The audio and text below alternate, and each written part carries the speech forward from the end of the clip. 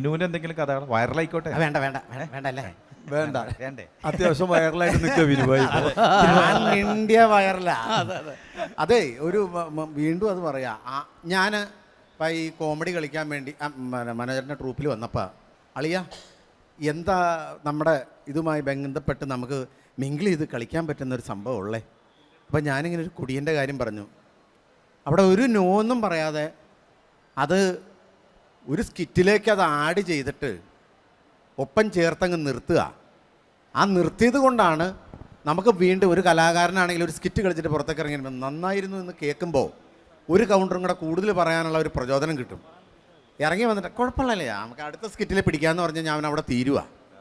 അപ്പം നമുക്ക് വീണ്ടും വീണ്ടും കൗണ്ടറുകൾ പറയാനോ അല്ല സ്കിറ്റ് കളിക്കാനൊക്കെ ഒരു അവസരം തരുന്നത് എന്താണെന്ന് പറയാം, നമ്മുടെ കൂടെ നിൽക്കുന്നവരാ. അന്ന് ആ സമയത്ത് നമ്മളൊരു ഒരു സിനിമാ നടി അവിടെ വന്നിട്ട് പാട്ട് പാടുന്നൊരു സീനൊക്കെ ഉണ്ടായിരുന്നു. അവിടെ വന്നിട്ട് പാപ്പന് പനി പനി പാപ്പന് പനി പനി എന്ന് പാടിയപ്പോൾ അതെ അതെ പാപ്പന് പനിയോ എന്ന് ചോദിച്ച അല്ലേ. പിന്നെ വേറൊരു പാട്ട് ഇതുപോലെ തന്നെ തുത്തുരു തുത്തുരു, അതെ, അങ്ങനെയൊക്കെ ഒരുപാട് നമ്മൾ ആ സമയത്ത് സ്റ്റേജിൽ നിന്ന് ഓൺ ദി സ്പോട്ടൊക്കെ നമ്മൾ അഖിലേ ബിനുവായിട്ട് അഖിൽ എന്ന് പറഞ്ഞ മനുഷ്യൻ എന്താ തകിലാണോ? ഈ തകിലിനൊരു കയ്യടി കൊടുത്തിട്ട് ബാക്കി കലാകാരന്റെ തകിൽ. നിന്റെ ഷേപ്പ് കണ്ടിട്ട് ചോദിച്ചതാ, തകില് പോലെ ഇരിക്കുന്നു. ചില ആളുകൾക്ക് മിമിക്രി ആർട്ടിസ്റ്റുകൾക്ക് ഓരോ ഫിഗറിനുള്ളവർക്കായിരിക്കും ഹ്യൂമർ ഭയങ്കരമായിട്ട് പറഞ്ഞത്. അഖിലിനെ സംബന്ധിച്ചിടത്തോളം ഉണ്ടല്ലോ, അഖിലിൻ്റെ ഹ്യൂമർ സെൻസ് എന്ന് പറഞ്ഞാൽ അപാരമായിട്ട്. നമ്മുടെ തങ്കച്ചൻ്റെ വേട്ടമ്പിള്ളി പറയുമ്പോൾ ആ ഡ്രസ്സ് മാറി വരുന്നത് വരെ അഖിലിങ്ങനെ വായിന്നിങ്ങനെ ഓരോ കാര്യങ്ങള്. അല്ല അതാ ലൈവ് ചെയ്യുമ്പോ ബിനോണ്ണം പറഞ്ഞല്ലേ. അല്ല അതൊരു ഇതിപ്പോ തങ്കച്ചനാണ് അഖില് പറ. അല്ല അത് ഡ്രസ്സ് മാറിയേ, അത് സിറ്റുവേഷൻ ആണ്. ആ പ്രോഗ്രാം കണ്ടുള്ളവർക്ക് മനസ്സിലാവും. അതാ ഒരു അവിടെ നിന്ന് ഡ്രസ്സ് മാറി വരുമ്പോൾ ഉള്ള ആ ആക്ടിവിറ്റിയിൽ വരുന്ന ഹ്യൂമറാണ്. അത് നമുക്ക് പ്രഡിക്റ്റബിൾ. ഞാൻ എഴുതി വെച്ചല്ല പറയണത്.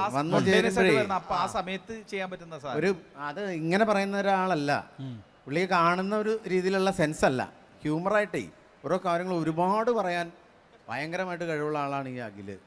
അല്ല അത് തന്നെയാണ് ഇപ്പോൾ മലയാള സിനിമയിലാണെങ്കിലും ഇപ്പോൾ റീസെൻ്റ്ലി വന്നിട്ടുള്ള നല്ല ചിത്രങ്ങളുടെയൊക്കെ ഭാഗമാക്കാൻ അഖിലിനെ കൊണ്ട് സാധിച്ചതും. കാരണം ആ സ്പോണ്ടേനിറ്റിയും അഖിലിൻ്റെ ആ ഹ്യൂമർ സെൻസും, പിന്നെ പ്രത്യേകിച്ച് ഈ ഇങ്ങനൊരു ഫിഗർ ഇത്രയും സുന്ദരനായ ഒരാൾ നിന്നിട്ട് അത്രയും കോമഡി പറയുമ്പോൾ ചിലപ്പോൾ എത്രത്തോളം വർക്കൗട്ട് ആവും നമ്മൾ പ്രതീക്ഷിച്ചു.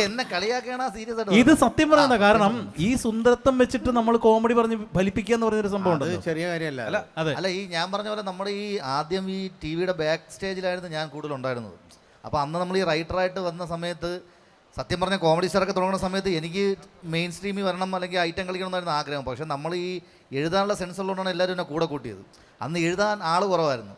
അവസാനം സ്റ്റാർ മാജിക് വരുമ്പോഴും ബിനോണ്ണ അറിയാം. കാരണം ഞാൻ ബാക്കിലായിരുന്നു. കാരണം എനിക്ക് കളിക്കാനുള്ള അവസരമില്ല. കാരണം ബാക്കിയെല്ലാം ആർട്ടിസ്റ്റുകൾ നിൽക്കുന്ന സമയത്ത് ഞാൻ പുറകെ നിന്നാണ് കൂടുതൽ വർക്ക് ചെയ്തുകൊണ്ടിരുന്നത്. അവസാനം ഒരു ഗ്യാപ്പ് കിട്ടി ഫ്രണ്ട് ചാടാനുള്ള. ആ ചേട്ടൻ കട്ടക്കങ്ങ് ചാടി അവിടെ പോയി. അല്ലെങ്കിൽ പിന്നെ അവിടുന്ന് ഇറങ്ങുന്നില്ല. അതെ, പിന്നെ പുറകോട്ടേക്ക് പോയിട്ടില്ല. അതെ, അല്ലെങ്കിൽ ഞാൻ ഇപ്പോഴും പിറക്കെ തന്നെ നിന്നനെ ഈ LED വാലിൻ്റെ ബാക്കി കണ്ടത്. കാരണം അതാണ്. കാരണം എന്താ പറയുക, ദൈവം എന്ന് പറഞ്ഞാൽ നമ്മൾ ആ സമയത്ത് എല്ലാവർക്കും ബിനുണ്ണൊക്കെ അറിയാം, എല്ലാവർക്കും വേണ്ടി ഒരുപാട് നമ്മൾ ഉണ്ടാക്കി കൊടുത്തിട്ടുണ്ട്. അവസാനം പക്ഷേ ടി വിയിൽ പുള്ളി അവതരിപ്പിക്കുന്ന പ്രോഗ്രാം ഒരുപാട് ഇങ്ങനെ സംസാരിക്കുന്ന കേട്ടിട്ടുണ്ട്. ഇവിടെ പുള്ളി സൈലൻ്റ് ആയിട്ടിരിക്കുക, ഒന്നും മിണ്ടുന്നില്ല. ഇപ്പം മാത്രമേ 2 വാക്ക് സംസാരിച്ചത്.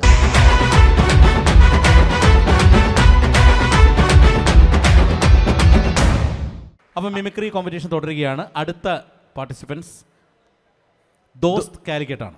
അതെ, മലബാറിൽ നിന്നും എത്തിയിട്ടുള്ള ദോസ്തുക്കളെ ഈ വേദിയിലേക്ക് ക്ഷണിക്കുന്നു. ദോസ്ത്. എല്ലാവർക്കും നമസ്കാരം. ഇന്ന് നമ്മുടെ ഈ ഷോ നടക്കുന്നത് റൈറ്റലിൻ്റെ ഗിന്നസ് വേൾഡ് റെക്കോർഡ് ഇടാനുള്ള ഒരു പ്രോഗ്രാമാണ്.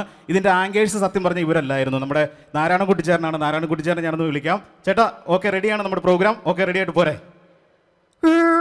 എല്ലാവർക്കും നമസ്കാരം. നമ്മുടെ പരിപാടി ആരംഭിക്കുകയാണ്.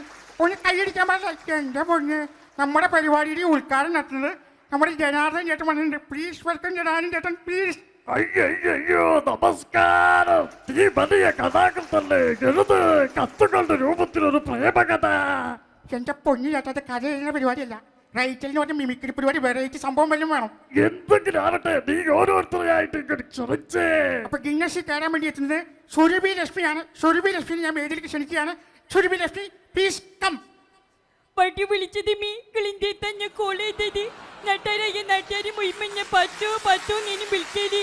ആ കാലം പോയ പോക്കെ മായിബളേ കുത്തിരിക്കിബളേ നുണ പറയിബളേ എഞ്ച പുഷ്പവളേ. എങ്ങനെയുണ്ട് നാരായണൻ കുട്ടിയുടെ എഞ്ച പാട്ട്? എൻ്റെ പൊന്നു കൊച്ച സൂപ്പറാണ്. പക്ഷേ ഇത് പോയാൽ നമുക്ക് വെറൈറ്റി സാധനം ഇട്ട് കൊടുക്കും. എഞ്ച കയ്യിലൊരു വെറൈറ്റി ഉണ്ട്, കാണിക്കട്ടെ. കാണിക്ക്. കാന്താരിന്റെ music. Okay.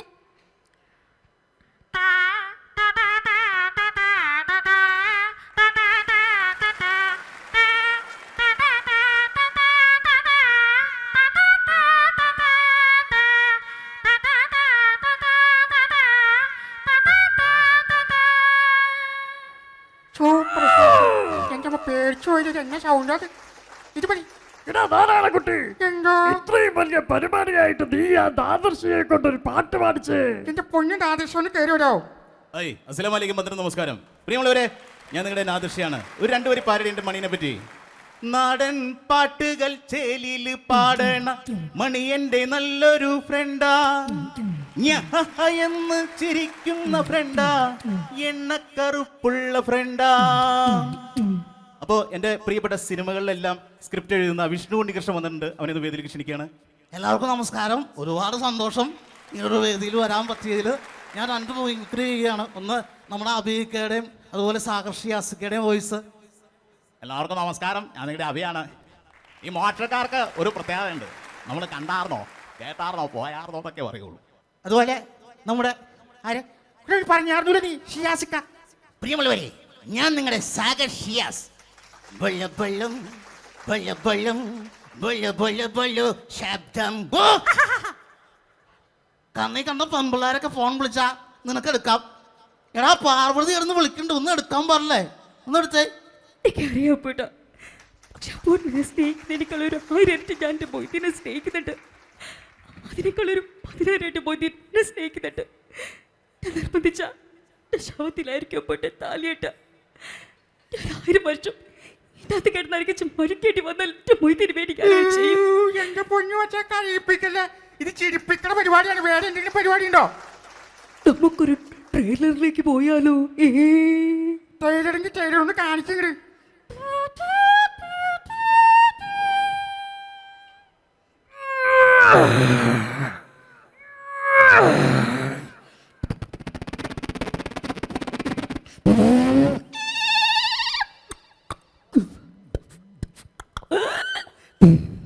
Yeah, Mr. Fat, this is one of my most. Oh, my Johnny name is all over. Oh my God, my baby. Oh my God, baby.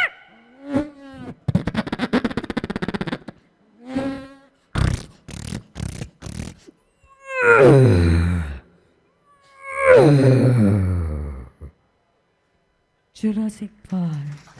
കഴിഞ്ഞോ? സൂപ്പറാണ്. നല്ലൊരു കയ്യിൽ കൊടുക്കാം. എൻ്റെ പൊന്ന്, ഈ ഗിന്നസ് കയറാനുള്ള പരിപാടി അവസാനിച്ചിരിക്കുകയാണ്. സിദ്ദിഖിനെ ജസ്റ്റ് ഒന്ന് വിളിച്ചാലോ? സിദ്ദിഖ് അവിടെ വന്നിട്ടുണ്ട്. സിദ്ദിഖേ, നീ ഒന്ന് 2 വർത്താനം പറഞ്ഞിട്ട് പോയാ മതി.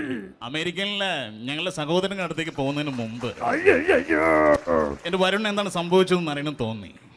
അല്ല, നിങ്ങൾ വരുന്ന നമ്മൾ എടുത്തു ഇന്റെ മൂസക്കായനെ തന്നെ കാണാനില്ല ഇവിടെ വന്നിട്ട്. പിന്നെ ഞങ്ങൾ 4 കൊല്ലം മുന്നേ കാണാൻ അമേരിക്കയിലെ സഹോദരങ്ങളുടെ അടുത്തേക്ക് പോകുന്നതിന് മുമ്പ് കഥാപ്രസംഗം നടത്താതെ ഇറങ്ങി പോടാ. പരിപാടി നിർത്ത്, കംപ്ലീറ്റ് എല്ലാം നിർത്തിക്കൂ. നമ്മുടെ പരിപാടിയുടെ ഗിന്നസിന്റെ മെയിൻ ആൾ വന്നിട്ടുണ്ട്. ആളെ വേദിയിൽ ക്ഷണിക്കാം ഈ ഫലപ്രഖ്യാപനത്തിന് വേണ്ടി. എല്ലാവർക്കും നമസ്കാരം. ഇന്ന് ഗിന്നസിലെ പരിപാടിക്ക് എല്ലാവരും പങ്കെടുത്തു. നല്ല പരിപാടികളായിരുന്നു. എല്ലാവരും ഗിന്നസിൽ എടുത്തിട്ടുണ്ട്, ഉറപ്പായിട്ടുമുണ്ട്. എല്ലാവർക്കും ഗിന്നസ് ഉണ്ടോ? വേൾഡ് ഗിന്നസ് അല്ല, എൻ്റെ ട്രൂപ്പ് കൊച്ചിൻ ഗിന്നസ്.